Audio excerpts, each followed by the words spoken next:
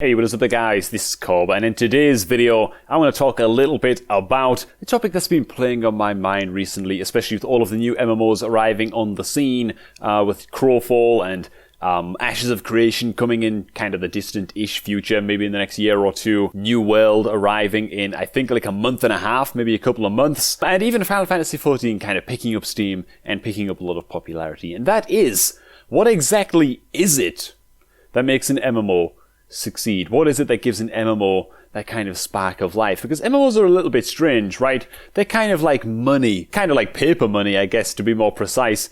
Paper money only really has value because people believe it has value. You know what I'm saying? Imagine money having value in The Walking Dead. It's not going to happen, you know? People need to believe in the system and believe in the value of money for it to work, right? I know things are not exactly like that, but just work with the metaphor here, right? MMOs are kind of similar. You know, it kind of feels like as soon as players begin to doubt the game and doubt the value of achievements in the game, or doubt the future of the game, the MMO is done. It's dead in the water, you know. Momentum can keep it sailing along for a little while. If it's already established and it goes on a really, really bad spree, it can kind of sail along for a while, but it's kind of dead in the water as soon as people don't believe it anymore, you know. It's almost like they're just waiting for something new to come along so that they can jump ship. And on the flip side, if it's a brand new MMO, Jesus Christ, getting a brand new MMO off the ground, starting from a flat 0 players, and, you know, turning it into something successful and, God, convincing people that it's worth it and that achievements in the game do have value and, you know, come play this game instead of that other MMO that you've been playing all this time. That's so difficult, man. It's so hard. I feel like MMOs struggle with this a lot more than other genres, man. If a new FPS comes out and you're kind of tired of playing Overwatch, it's like, man, just go play some fucking Valorant, you know? You're not that attached. Really, you're not that attached. Whereas you look at the likes of World of Warcraft, you know, in its heyday. Oh, hello, Numpkin. You look at the likes of World of Warcraft in its heyday, and it's like, man, it didn't matter what fucking game came out. The original Final Fantasy Online came out, which kind of sucked. It was a really, really bad launch when it first came out. You had SWTOR come out, you had Wildstar come out. A little bit later on, you had Elder Scrolls Online come out. And it's like, WoW just fucking dominated all of them. Almost purely because why the hell would a player jump ship from the biggest MMO on the market to take a big-ass risk and play this other MMO for 6 months, only for that MMO to then die, and any achievements that they picked up, and any gear they picked up, and any friends they made, to just kind of get lost, you know? They never had value, you know what I mean? So it's an interesting ass concept, I think. What is it that gives an MMO that kind of spark of life? So I've been thinking about this quite a bit, and I'm really intrigued to see what you guys think in the comments down below, so please do share. If you could pick one thing that an MMO needs to do well and really attract a lot of fucking players and live a long and illustrious life, what would that be in your guys' opinion? I think I've pretty much settled on my answer to this question. It's kind of a complicated answer, so I'm going to spend most of this video rambling on about it and see what you guys think, man. What I believe the number one thing that every MMORPG needs, right, to not just get off the ground, but actually to continue to flourish, right, and grow, is a shared belief in the value of the fantasy world itself. A shared belief among the player base of the value of the fantasy world in and of itself, right? And you can kind of break this down a lot, because that's kind of like a washy statement. What the fuck does that mean, right? I think that first and foremost, having that sense of wonder that gets people gripped. Is everything alright in there, Sophie? Is that sense of wonder, man. There needs to be a sense of exploration to it. There needs to be something novel and something new every step of the way. Look at Ashes of Creation. Look at the goddamn hype this game is generating, dude. It's like, yeah, look, it's not that New World and Crowfall and, you know, some other upcoming MMOs aren't trying some new things. Most of them are, right? Crowfall's got like procedurally generated kind of PvP worlds that it's going to be pumping out, you know, to serve as conquest hubs and all of that. And it's interesting. I want to check it out, right? New World, what's it really doing that differently? Its combat style is very, very unique for an MMO, I guess. New World's kind of struggling. Like, it has a new world for us to explore, you know, literally in the literal sense, but that's kind of a given with every MMO, you know? But Jesus, man, you look at Ashes of Creation and the social systems they're looking to implement, and players being like the mayors of towns, and players deciding as a server, effectively, where the capital cities are going to be built, and players then deciding as a server to siege and destroy those capital cities and move them elsewhere and things like that.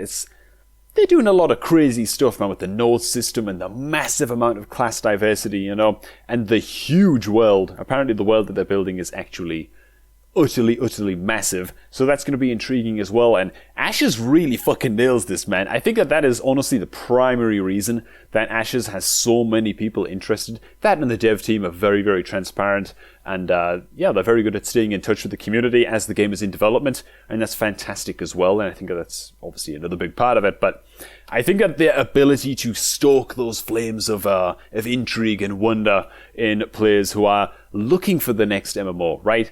Who are, you know, maybe playing World of Warcraft right now and not impressed with the current expansion and the gargantuan amount and still ever-growing span of time that is kind of separating the launch date of Shadowlands, and then, you know, 7.5 months later or whatever it is, patch 9.1 still hasn't been released, you know. There are a lot of people playing MMOs that they're not super stoked about, and they're looking for that something more. They're looking for that unexplored territory, something that hasn't really been tried before, something that's so vast that it's almost definite that the Ashes guys are probably not going to be able to meet everybody's expectations. But people just enjoy being hyped and having that sense of wonder, you know, when you're talking about an MMO. That's what really gets it off the ground. And yeah, I think that's the first part of breaking down, you know, the statement of players need a shared belief in the value of the fantasy world itself, right? Of course, I should touch on this as well. Actually, before we move along, I'm going to be shitting on WoW a little bit in some of these more kind of talky videos that I've got coming up, including this one. Can't help myself, alright? Game's not in a great place, so I'm just going to fucking do it. World of Warcraft suffers from a lack of wonder problem, right? I think that WoW can be used as kind of the antithesis of a lot of the points that I'm going to make, but people know WoW inside out.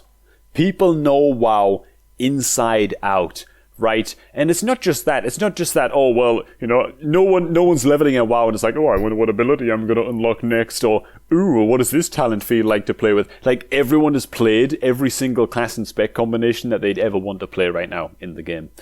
Pretty much, unless you're one of the extremely rare, like, brand new players who never touched the game before, and are still working your way through that shit. But all of the zones, everything in WoW is very known. But that's not the biggest issue. The biggest issue is that the scope of WoW itself is extremely small, really, at endgame. You know, you're either going to PvE or PvP, right, with a bit of transmog farming and stuff in between, I guess, if you're into that. And if you're going to PvP, it's the same battleground you've been playing for, 10 years, with a couple of, like, maybe 1 or 2 additions every expansion. So every, 2 years, 2 or 3 years, you might get a new battleground. Same thing with Arena. You know exactly what to expect from that. There's no wonder in WoW PvP anymore, right? But it's also the same from the PvE perspective as well, I think, in my opinion. It's like, you can still have good raids and good encounters, and you can be wondering, oh man, what's this raid going to be like? Blah, blah, blah, blah, blah. But at the end of the day, you know you're going to hit endgame. You're going to spam some mythics, right? Just like you did last expansion, the expansion before that. And you know that, there's going to be some new raids, and the mechanics going to be fine. And you know exactly what to expect. At the end of the day, you're going to spend 80% of your time either hopping between instance dungeons and stuff, or just sitting in a capital city. I feel like that's a pretty fair analysis of the WoW experience for the bulk of the player base. I might be wrong about that. Feel free to correct my goddamn ignorant ass, because I haven't really played retail in, a few years. So maybe I'm wrong, but to me, I feel like WoW really has hit its wonderment cap. So to me, the next thing an MMO needs, and again, this is all tying into that overarching point that everyone needs, that shared belief system. Everybody needs to believe in the game, right? And I think born from that, or as long as things are handled well and the social tools are in place, a good community needs to be born from that, right? I'm going to refer to Final Fantasy XIV here immediately. The community in that game, I actually can't believe it, dude. I'm honestly bewildered by how positive and how friendly and how just nice that goddamn community is. I mean, there are people in that community who take it too far. They're evangelical about it, and they're bugging everybody to play the game all the time, and they need to chill, they need to relax, right? You're coming on too strong. But the bulk of the community is amazingly friendly, minus a very small minority of bad apples. And it's interesting, a lot of people have a lot of theories about where this comes from.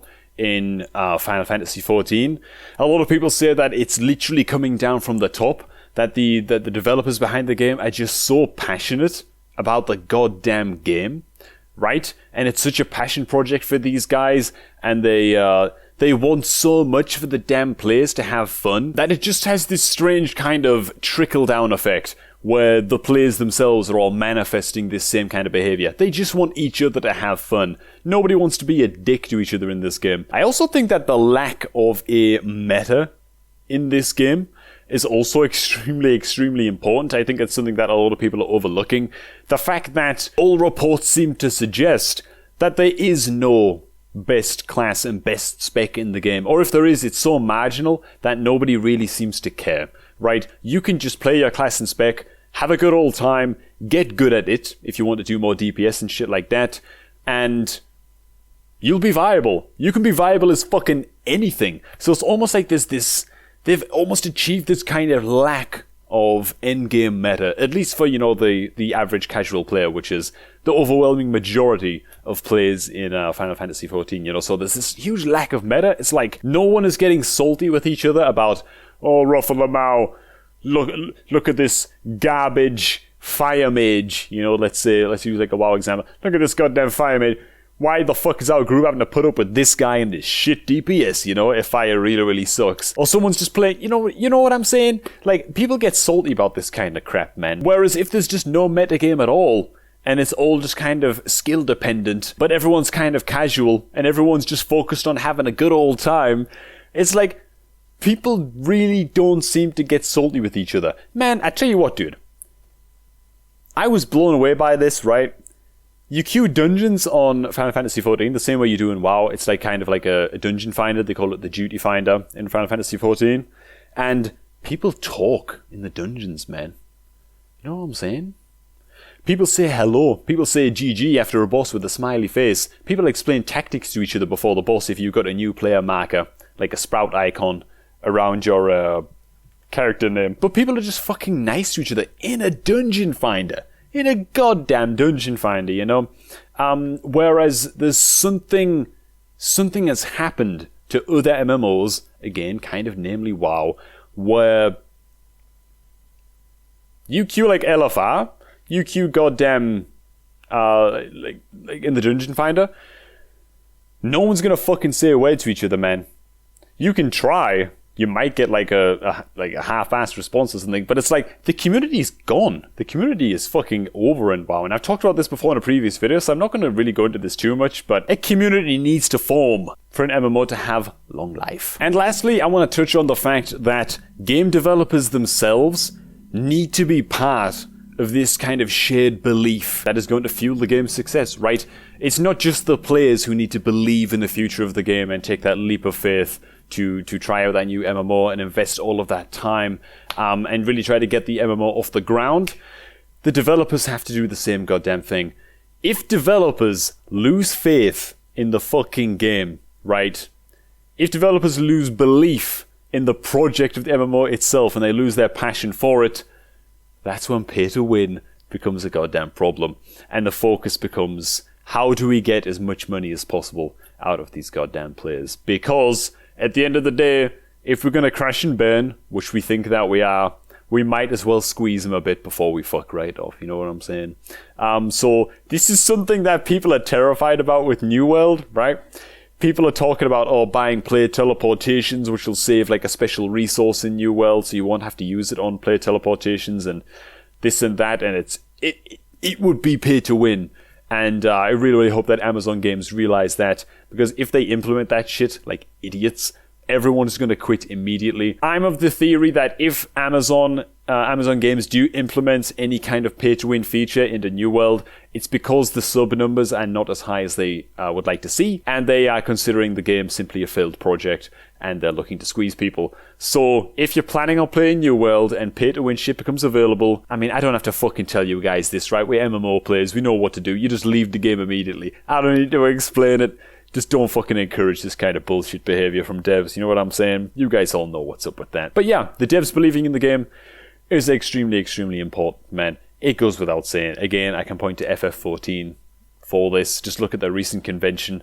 Just look at the true, real emotions and the passion displayed at this goddamn convention, and it will fucking blow your mind, dude. It will blow your mind. And it just makes me upset remembering recent, BlizzCon events and stuff like that, and seeing how far Blizzard has fallen, right? Because Blizzard used to be that kind of company. They used to be that kind of company that could make you fucking cry, man, by just talking about their games. They were that goddamn passionate, dude, right? I still remember the day Chris Metzen, God help him, God love him, when he was still around at Blizzard, and he was announcing Overwatch. He was announcing the Overwatch project, and he was getting fucking teary-eyed about that shit, man. He was so goddamn passionate about this new universe that they were working on. Now, I'm gonna keep my Blizzard rant for another video, man. I'm going to put a lid on that for now, but I don't want to try to make the case that Blizzard have gone pay to win with WoW, because I don't think that they have, really. I guess you could easily fucking make the case that WoW tokens are pretty much pay to win, because you're basically just buying in-game currency. That would not be accepted in any other MMO on the market. That would be a huge put-off, but I feel like the frog has been boiled so slowly with WoW that the player base just accept it. It's just a thing that you can do, even though buying gold then allows you to buy best gear, and it can allow you to buy boosts to fucking Glad and shit like that in Arena. It can buy you raid spots. I don't fucking know, dude. I think it's a little bit shit. I think they're now taking some distance from the game and actually can see the WoW token for what it is. It's like everyone's going to get mad at the New World developers for testing elements that would allow you to save in-game currency by spending money on the cash shop, but for some reason, WoW gets a free pass on that with the WoW token. It's like, but I won't go ahead. I'm not going to sit here and make the case that it's pay to win. Even though it sort of is, though, isn't it? Let's be fucking real. So yeah, man, I think that's pretty much all points covered. I just want to kind of talk about this, shared belief and this kind of faith in the game itself for getting MMOs off the ground, and talk about some of the upcoming MMOs a little bit, and ones that I think are kind of doomed on arrival, but I'll still probably try out just for the sake of it, because, I'm intrigued to see how these things shape up. Crowfall, right? Upcoming PvP MMO. It's very much based on, like the Zerg style PvP, large group kind of world PvP events and stuff like that. I don't think Crowfall has enough momentum. I don't think it has enough momentum. I don't think that it's grabbed enough people, and I don't think it's novel enough. I don't think it's trying enough new things. I don't think that it's offering enough wonder. I don't think that enough people believe in the value of the game. I don't think enough people are going to jump ship from other MMOs to play Crowfall, simply because of, again, its lack of publicity. I actually totally forgot about the game completely, and was reminded by it by somebody's fucking YouTube video that I received randomly. And then I realized it's launching in like 3 weeks. And it's like no one even seems to know or care, right? Which is a shame, because it is trying some new things, and I do actually quite like, the artistic style in the game and stuff like that, and I think it's got some really cool concepts, but it's very rough around the edges, even still to this day, with launch fast approaching, and again, it's just not that publicized, man. It's just not that publicized. So I just don't think that it has... I don't think that it's not going to launch with enough momentum to propel it into, enough people's lives, simply put, right? Momentum is extremely important. Hype is extremely important for any MMO. It can be the death of an MMO on arrival, of course, which is, the opposite side of the coin, but you need some fucking hype, and I don't think that Crowfall's got it, man. Not enough people are going to believe this world into existence, which is kind of sad, but it is what it is, right? Next one on the list, and the next most recent one, coming out in a couple of months, is obviously New World. New World had a real shot, I think. Amazon Games, a clean slate kind of history on the company of Amazon insofar as, being a game developer goes. They don't even have a track record, really. So anything could have happened with this MMO. But with all of the controversy about pay-to-win and stuff like that, I'm not so sure about this one either. Honestly, I think the pay-to-win rumors and stuff like that have kind of damaged it a little bit. I don't really even think that that's the main reason though why the Amazon MMO won't take off. Again, I just think it lacks scope. It seems to lack scope, dude. The combat style is, fine. Graphically, the game is really quite impressive, but I'm not sure exactly what the fantasy is that they're selling. You know what I'm saying? Like, it's very kind of down to earth for an MMO. It's not very fantastical. I feel like at the end of the day, people do not play MMOs primarily for the gameplay. They primarily play MMORPGs for what? For the community? For the social aspect, maybe? The gameplay, is important to some people. Some people just like the adventure and the exploration. Some people just like the fucking escapism, playing a powerful-ass character and stepping into a new world and slinging chaos bolts, you know what I'm saying? New World is kind of weak on all of those fronts. It's a very kind of toned down world. It's not that fantastical, it's not that colourful, it doesn't do a lot to stand out. Your character doesn't seem that strong, even at max level from what I've seen. You're just kind of a guy with a gun, or a guy with a little buckler and a sword. It's very down to earth, like I said, and I don't think that fantasy is going to grip a lot of the MMORPG market. I think it's actually going to grip some of the non-MMORPG markets, and maybe it will work as like a gateway drug to get more people into other MMOs, but I don't think that New World has what it takes, man.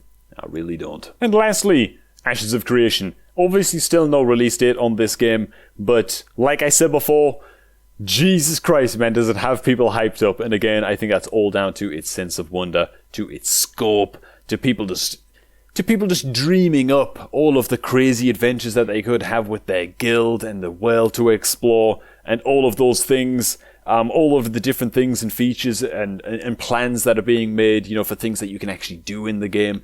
Being a pirate, being a thief, owning a house, being a mayor of a town. Jesus, man. They were even talking about on one of the last Q&A live streams, in case you missed my video on that, they were talking about the ability to bet on fights, man. So you can be like a gladiator. You could be a fucking gladiator coach and own your own little gladiators guild where you fucking...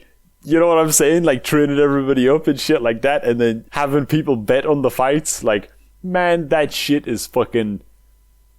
It's just, there's so many cool possibilities, of every little slice of the game. It's like, there's so much potential for Ashes of Creation, That's why people are so goddamn hyped and excited. And they're doing a fantastic job as well of building the community ahead of time. It's like, man, these monthly live streams...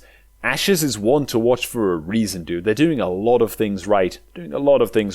So I think that as long as the beta, whenever that comes about for Ashes, is in a good place and is presentable and the combat looks okay, I think that people are going to move to this game kind of en masse, dude. I mean, I take that thought back. It's way too far in the future to say whether or not Ashes will be the next big MMO. Way too far into the future, because honestly, with the way that World of Warcraft is trending right now, Final Fantasy XIV is gaining new players. Wow, Final Fantasy XIV could easily be the king of MMOs by the time Ashes eventually launches. And then it comes down to, how many Final Fantasy players will leave Final Fantasy to join Ashes. That's going to be like the ultimate question, That's almost impossible to predict, man. That's almost impossible to predict. Because honestly, they're both very, very different games. Or at least they appear to be both very, very different games with very, very different vibes. So, yeah, I'm not going to try to make that goddamn prediction. What's the MMO king going to be 2 years from now? That's way too fucking much to ask. And goddamn, I've been recording for like 30 minutes.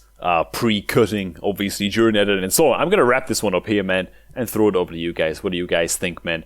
If you could name even just, let's say, like the top 3 things that an MMO needs for you, to be successful and to get off the ground and to kind of take the world by storm, what does it need, man? One thing I kind of left out and wish that I did touch on a little bit more, but I'm not going to ramble on too much longer, is god damn, man, does it need fucking updates? Does it need updates all the goddamn time? You know what I'm saying? That's kind of like a given. It's kind of obvious. The WoW devs seem to have forgotten that recently, but it should be obvious. But yeah, an MMO needs to be evolving all the time, constantly introducing new things to inspire that sense of wonder in the player base and keep them, keep things novel, keep things changing, man. And that's all I got. That's all I got now. I'm gonna fucking leave it here before I go on for, way too much longer. So, cheers for watching, everybody. Hope you all enjoyed this happy little video, happy little talking video. And yeah, I shall catch all of you guys just a tad bit later.